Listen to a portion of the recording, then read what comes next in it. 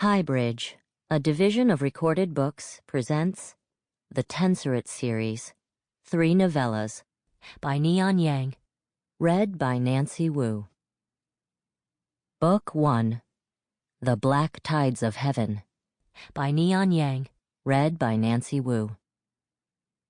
Part 1, Mokoya. Chapter 1, Year 1. Head Abbot Song of the great monastery did not know it yet, but this night would change the course of all his days. He stood at the foot of the staircase leading to the great high palace of the Protectorate, that sprawling, magnificent edifice that few across the land would ever gain the privilege of seeing up close, much less entering. Tonight, the Protector herself had summoned him. 800 alabaster steps stretched above his head. Tradition dictated that the journey to the palace be conducted without slack-craft, and Head Abbot Song was nothing if not a traditionalist. There was no way around it, and so he began to climb. Darkness had fallen like a cool hand onto the peaks of Chengbi's exhausted, perspiring roofs. As the head abbot mounted step after step, his robes clung to him, under his arms, in the small of his back. The moon rolled uncloaked across the naked sky, but in less than an hour the sun would return to scorch the land, bringing with it the start of the next waking day. On good days, the nighttime exhalations of the capital city took on a lively air, the kind of energy that gathers where the young and restless cluster around the bones of something old. But all summer, Chengbi had lain listless, panting like a thirsty dog. Last summer, temperatures like these had wilted fields and dried rivers, turning them into brown gashes in the land, stinking of dust and rot. Fish bellies by the thousands had clogged the surfaces of lakes. The heat had brought on food and water rationing. The rationing had brought on riots of discontent, and the riots had brought the Protector's iron fist down upon the populace.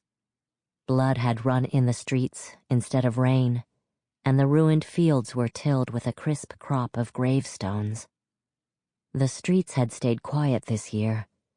The head abbot found that this did not weigh on his conscience as much as he'd thought it would.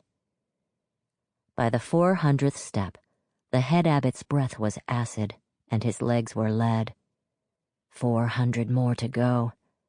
No amount of meditation and training, not even a lifetime's worth, could compensate for old age. Still, he climbed onward. Even a man of his stature could not defy a direct summons from the Protector. And there was the matter of the debt she owed him from the last summer. It was strange. The Protector had not been seen in public for several months now, and webs of rumors had been spun into that absence. She was ill. She was dead. Her eldest children were embroiled in a power struggle. There had been a coup by her ministers, some of whom had publicly voiced opposition to last summer's brutality. The head abbot had heard all these whispers, weighed their respective merits, and been unable to come to a conclusion. At least, now he could rule out the rumor of her death. He ascended the last step with a great sigh. His legs were curdled jelly, and the entrance pavilion lay shrouded in a curtain of stars that danced and pulsed as blood slowly returned to his head. Head Abbot Song had grown up in a tiny village in the northern reaches of the Mengsua Range, a trading post of a mere 1,000. The great high palace, with its wide courtyards and endless gardens, was easily 3 times the size of his home village. Its thousands of denizens, cooks and courtiers, administrators and treasurers, traveled from point to point on floating carts. One such cart awaited the head abbot as his vision cleared. Standing beside its squarish, silk-draped bulk was someone he had hoped to see. Sanao Sonami, the youngest of Protector Sanao's 6 children. Sonami had just turned 15, yet still wore the gender-free tunic of a child, their hair cropped to a small square at the top of their head and gathered into a bun. They bowed, hands folded in deference. "Venerable one, I have been asked to bring you to my mother." The head abbot bowed in return. "I hope you have been well, Sonami." "As much as I can be." The cart was just big enough for 2 seated face to face. On the inside, it was shockingly plain. Simple red cushions over rosewood so dark it was almost black. Sonami pulsed gently through the slack, and the cart began to move, floating serenely over the ground. For one so young and untrained, their slack craft had an elegance and a simplicity to it that the head abbot appreciated. As the white walls and wooden bridges of the great high palace drifted past the cart's embroidered windows, he asked, "Has your mother spoken to you about coming to the monastery?" Sonami shook their head. "I only wish." "I see." The head abbot had hoped that the summons were about the fate of the child, though perhaps hope was too strong a word when it came to matters concerning the protector. Sonami said quietly, hands folded together, "She has decided that I should apprentice with the masters of forest nature in the Tensorate." "Is that so?" The child stared at their feet. "She has not said it directly, but Mother has ways of making her wishes known." "Well, perhaps our discussion today might change her mind." "Discussion?" Sonami looked at the head abbot, alarmed. "Then no one has told you?" "What have they not told me?" "If you're asking, it means they haven't." The child subsided into their seat with a sigh. "Then it is not my place to tell you either." The head abbot had no idea what the child meant. "A mystery to be solved at the end of this journey," he thought. Sonami said, "When you agreed to help Mother with the riots last summer, what exactly did you ask for in return?" "I asked for one of her children to be sent to the monastery." "And did you say my name specifically?" The head abbot chuckled. "No one would be so bold with such a direct request. I cannot imagine how the protector would have responded. Of course it was expected that she would send you eventually. That was what we had hoped for, wasn't it?" All her older children had already had their roles in the administration parceled out to them. Sonami was the only one left. The child frowned and then looked out of the window. The cart was approaching a marvel of slack craft, a massive square of water that stood unsupported, enveloping the center of the grand palace. 100 yields high and 1,000 yields in length and breadth, the moat cube was large enough to swallow 50 houses. Golden fish, bigger than a child's head, sluiced through crystalline turquoise. Sonami tugged gently on the slack, and the waters parted just enough to admit the cart. Curious fish swam around this intrusion into their habitat. The cart was headed for the innermost sanctuary of the grand palace, the palace where only the protector, her closest advisors, and her family were admitted. Head Abbot Song had never seen it himself, until now. The cart exited the water into the hollow center of the cube.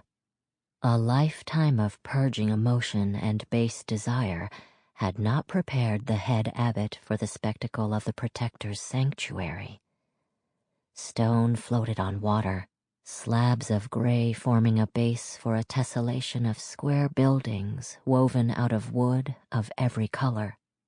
Trees, cherry, willow, ash, entwined with one another, roots and branches knitting into nets through which light dappled. Lantern light, dancing from the enormous paper globes that hung glowing in the air. Then the head abbot realized that the trees and the buildings were one and the same.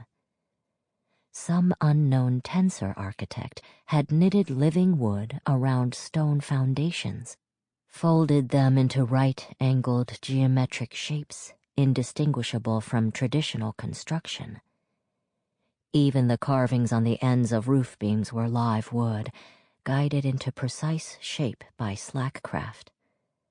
Dragons and phoenixes and flaming lions lived and breathed and grew. "It took a lot of work," said Sonami to the head abbot's fresh, unbelieving intake of air. "Did your mother do this?" "No, I did." As the head abbot frowned, they added, "I and a few others, but it was I who directed the design." The child looked out at their handiwork. "The old sanctuary was designed by someone who was purged after the riots. Mother wanted it changed." "And she asked you to do it?" Sonami nodded. "It was a test. I did not know it at that time, but it was." "It's very well done." "Mother says I have talents that are best not wasted. It's a rare gift, she says." Sonami stopped the cart under the canopy of two intertwined cherry trees, one red and one white. As they disembarked, Sonami said quietly, "You should not have given my mother space to interpret your request however she wished." The child led the head abbot up a series of gentle stone steps. As he walked down a corridor of wood framed by windows of delicate silkscreen, the head abbot steeled himself. If the Protector imagined he would give up on their agreement without a fight, she was wrong. The ancient codes that governed such things ran deeper than the rivers and older than her blood. She could not throw them away so easily. To disrespect them would be to call into question the very nature of authority itself. And she, a descendant of foreign invaders into this land, would not want that. She had promised the monastery one of her children, and she would give the monastery one of her children. The head abbot would see to that. With a gesture, Sonami rolled aside the white silk door protecting their destination. Cool air gusted around the head abbot's ankles and neck and enveloped him as he stepped inside. And then he heard it. The high, thin wailing of a newborn. A baby. A child. The head abbot shut his eyes and silently recited a centering sutra before following Sonami past the privacy screens that had been set up in the room. Protector Sanao reclined on a divan, supported by cushions of yellow silk, her face unpainted and her hair gathered cleanly in a bun on her head like a farmer girl's. She wore plain robes, the thick linen dyed dark blue, with none of the finery associated with her office. But she didn't need ornamentation to occupy the room as the sun occupies the sky. "Venerable one," she said, her voice hard and smooth as marble, "I've brought you here to settle our debt from last summer." The head abbot had already seen all he needed. The looseness of her robes, the flushed skin that spoke of her recent exertions, the mysteries that had plagued him like summer heat, her public disappearance, Sonami's cryptic remarks, unraveled like old yarn. The Protector pointed, and one of her aides, a tensor barely older than Sonami, ran forward to pull the red cloth off the woven basket on the table between them. The head abbot knew what was in that basket, and he mentally prepared for the moment he had to look inside. Yet when that moment came, he blinked in surprise. Inside, swaddled in cloth, was not one red-faced, writhing infant, but two. One of them was crying. The other looked like it wanted to, but hadn't figured out how. "Twins," the Protector simply said. The head abbot looked at her, and then back at the basket. Words would not come to him. "You asked a blood price, and I am paying fully, and a little bit more. The fates conspired to double our blessings. Consider this gesture of generosity a measure of my gratitude for the monastery's support last year." The crying infant stopped wailing to stare up at the head abbot. It had mismatched eyes, one brown, one yellowish. Its face crumpled in confusion or some other unreadable emotion. It was only an infant, after all.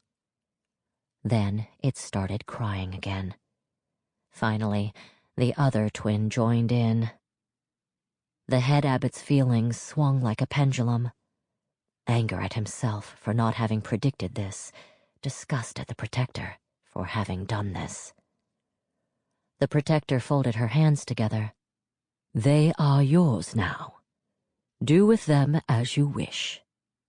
The Grand Monastery does not apprentice children younger than 6, he said. And it was true. They had no facilities, no resources to deal with the unannounced arrival of 2 hungry newborns. "I will take them to one of the minor monasteries that has an orphanage. Perhaps—" "I did not birth these children to have them raised by nuns in some gutter district," the Protector said crisply. Head Abbot Song found himself at a loss for words again. "Very well," she said. "If the Grand Monastery will not take them, I will raise them myself until they are 6. You may return for them then." She gestured to the Tensor aide. "Xiaoyang." The aide replaced the red cloth and took the basket away, disappearing behind the wall of painted silk that stood behind the Protector. The Protector smiled at the head abbot like a tiger would.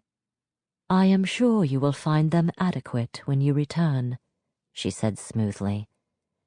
He stared at her. "Do you contest the fulfillment of our agreement?"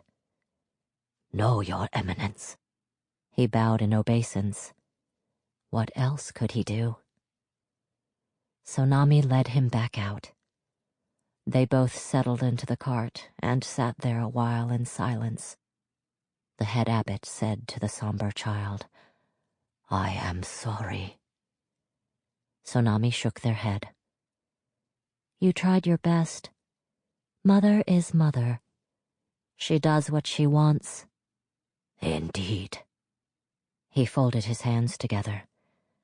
"But I don't understand the purpose of twins." She must have had a reason for conceiving 2 children. "It was an accident," Sonami said.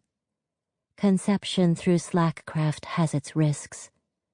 "But why would she keep both infants?" Sonami stared. "Mother is not infinitely cruel." They started the cart moving again. As it slid back through the walls of water, Sonami said, "I will make sure the children are taken care of. I will look after them myself." Their voice, although small, was cool and calm. The head abbot imagined that in maturity, Sonami might sound not so different from their mother. He asked, "Will your mother allow that?" "She will. I'll make sure of it." The head abbot looked out at the marvels passing by without comment. How easily she had outmaneuvered him. He had stumbled in like a baby rabbit, eyes fused shut, and she had been the fox lying in wait, licking its chops.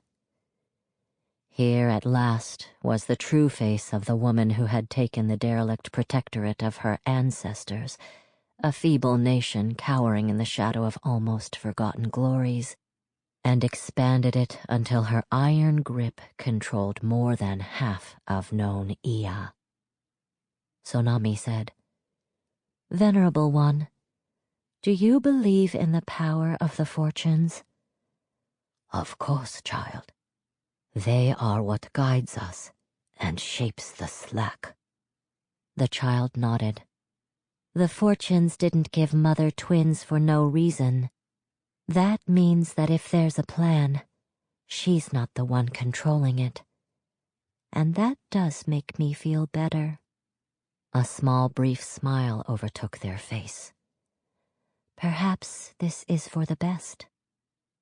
The head abbot blinked.